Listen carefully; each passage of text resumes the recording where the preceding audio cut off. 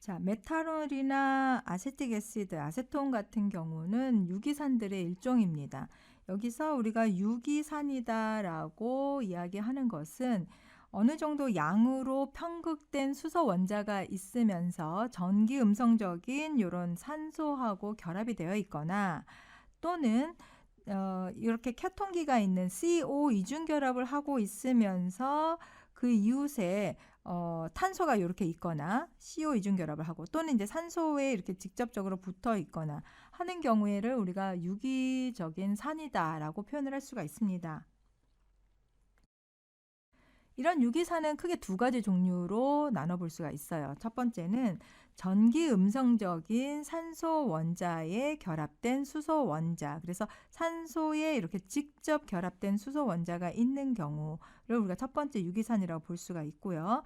두 번째에 해당되는 경우는 탄소하고 산소 이중 결합 옆에 산소 원자에 결합되어 있는 수소 원자. 그래서 지금 탄소, 산소 옆에 이 탄소가 있고 거기에 수소가 있는 경우 이런 것들은 모두 유기산에 해당이 됩니다. 그래서 밑에 지금 세 가지 예가 나와 있는데요.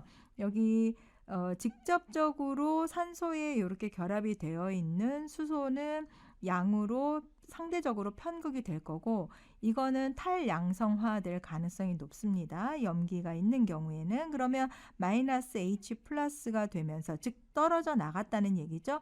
이때 전자는 내주고 떨어져 나갈 거기 때문에 산소 쪽에 비공유 전자쌍 한 쌍이 있으면서 마이너스 전하를 가지고 남아있게 된다. 이 경우가 이제 우리가 산성이라고 얘기하는 거죠.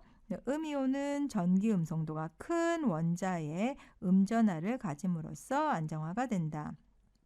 왜냐하면 산소가 전기 음성도가 크기 때문에 이 상태에서 마이너스 전하를 가지고 있는 것이 적합하다는 얘기죠. 만약에 전기 음성도가 작은 쪽에 마이너스 전하가 이렇게 있으면 그건 상당히 어색해지는 부분이에요. 또 다른 예로 봤을 때 탄소 이중 결합이 있고 산소 옆에 수소가 있는 경우 이게 뭐 카복실 애시드죠. 이게 COOH 산성입니다. 그래서 탈양성 했을 경우에 마이너스 H 플러스 그러면 이쪽에 수소가 있었던 부분이 전자를 내주고 그리고 떨어져 나갔으니까 비공유 전자쌍 한 쌍 늘어나면서 여기 마이너스 전하를 띄고 있을 거예요.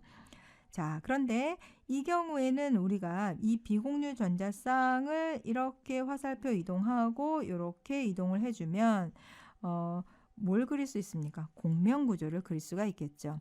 이 음이온이 전기 음성도가 큰 원자의 음전하를 가지고 있으면서 동시에 공명 하나의 또 구조를 만들 수가 있었으니까 공명화로 안정화된다라고 볼 수가 있고요.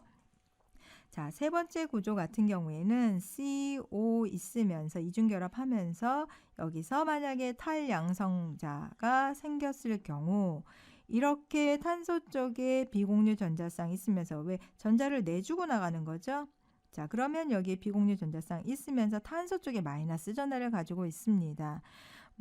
어색하죠? 산소 쪽에 있는 것보다는. 그래서 이 경우에는 비공유 전자쌍이 이렇게 이동하고 이렇게 이동을 해서 이와 같은 또 다른 공명 구조를 하나 더 만들어낼 수가 있다. 그래서 음이온은 공명 구조 그리고 전기 음성도가 큰 원자의 음전하를 가지면서 안정화된다는 것은 지금 이 오른쪽에 있는 공명 구조를 보고 표현을 하는 것이다. 이렇게 이해를 할 수가 있어요.